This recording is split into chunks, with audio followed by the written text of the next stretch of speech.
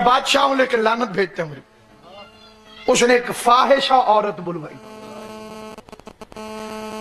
ताकि उसके जरिए इमाम पर इल्जाम लगा। शायद शैतान ने अपने मुरीदों को यह समझाया हुआ है कि आले मोहम्मद का मुकाबला करना हो तो किसी औरत का सहारा जरूर लेते हैं।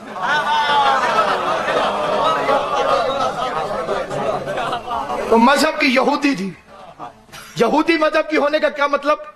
खैबर की डसी हुई जख्मी नागन। तो यहूदियों का जितना नुकसान अबू तालिब के बेटे ने किया इतना तो किसी ने नहीं किया। अब मेरी मजबूरी है, बाकी तबादला तबस्सुम के आगे बढ़े ही नहीं। 39 दिन जंग और फर्स्ट एड की भी जरूरत ना हो,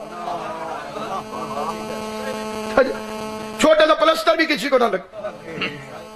यहूदियों का बादशाह कत्ल किया अबू तालिब के शेर बबरदर ने। उनके दिल में बदला अली से। मजहब की यहूदी, किरदार की ख्वाहिश हो। उसका मैं क्या करूं? उसका मैं तुझे छोड़ दूंगा जिंदान, सुबह मैं दौरे पे आऊंगा जेल के, तूने शोर मचा देना, रोने लग जाना, तुझे बोलने की जरूरत नहीं, तेरे आंसुओं को लफ्जों का जामा मैं खुद पहना दूं। पैसा लेके यहूदी औरत चली। फिक्रे बदल देता हूं ताकि हर बंदे को समझ आ जाए। लश्कर हुस्न इस्मत के किले पर हमला करने के लिए चला। औरत चली के इल्जाम लगा दे और आए ततहीर की आवाज है, इल्जाम लग जाए तो मेरे नादिल होने का फायदा क्या? मैं किस लिए नादिल हूं? जिंदान का दरवाजा खुला और इमाम की कैद की कोठी में उसे बिठा दिया। रात के अंधेरे की बात थी। बादशाह पूछ रहा था बार बार, क्या किया क्या किया, कहां पहुंचा दी। सुबह के वक्त इसने खुद 200 रावी बुलाए, पूरा मीडिया उस जमाने का, उनके हाथों में कागज और कलम। जेल के दौरे पे चल रहा हूं, मेरे साथ चलो। मकसद उसका यह कि शियों के इमाम को बदनाम कर।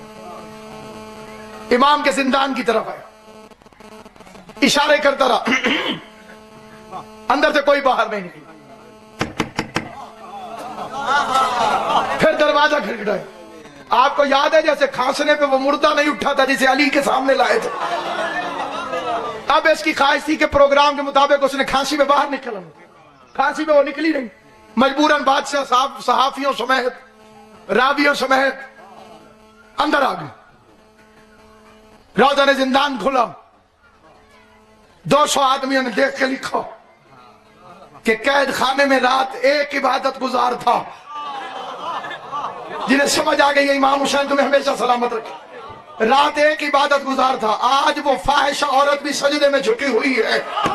एक तरफ मौला सलामत रखे, एक तरफ इमाम सजदे में है, दूसरी तरफ कनीज सजदे में है, एक तरफ इमाम सजदे में है, एक तरफ कनीज सजदे में। मैं फिक्रा कहना चाहता हूं, इस्मत पे यूसुफ नबी के भी हमला हुआ था, लेकिन यूसुफ अपने आप को बचा गया। जुलेखा को अपने जैसा ना बचा सका, लेकिन क्या कहने शान इमामत के कि इमाम ने किरदार भी बदल दिया, नसीब भी बदल दी।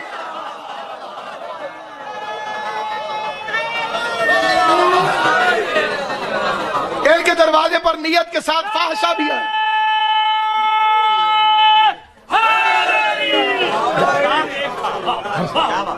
दो इबादत गुजार।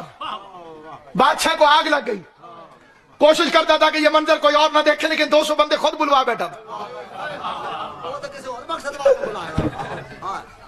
यह मौजज़ा भी खुदावंद कभी दिखाता है कि आसमान पे थूको तो मुंह पे आता है।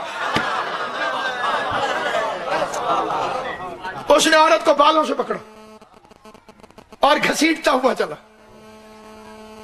इतना बड़ा जाबिर बादशाह जिसके बालों में हाथ डाले और वो हो भी औरत, उसके पांव लड़खड़ाने चाहिए थे, लेकिन उस औरत के कदमों में इतना इत्मीनान था जैसे नफ्स मुतमइन्ना से जीने का सलीका सही किया।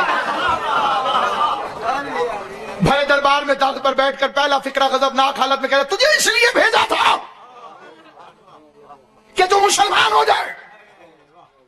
200 रावियों ने लिखा, बादशाह यहूदी औरत के मुसलमान होने पर खुश नहीं है। तारीख ने उसका मजहब लिखवा दिया कि यह यहूदी औरत के मुसलमान होने पर राजी नहीं। उसे अगला फिक्रा कहा, सन औरत के मुंह से निकला हुआ सुन दरबार में वो सन्नाटा कर गया, जैसे लबे इजाज से कौन निकला। और उसने जो फिक्रा कहा है वो तारीख दानों ने लिखा और कायनात तक वो बादशाह के किरदार को बता दिया। औरत देख के कह लगी, बादशाह तो उस कैदी को अपने जैसा समझता है क्या? तू उसके किरदार को अपने जैसा समझता? मैं सारी रात अपनी आंखों से देखती रही। जब वो सज्जे में सर रख के कहता था या रब्बे, तो अर्श से जवाब आता था लब्बैक लब्बैक। इमाम ज़मान फरमाते हैं, मेरा सलाम हो उस कैदी पर जिसके जिस्म का गोश्त जंजीरें खा गए।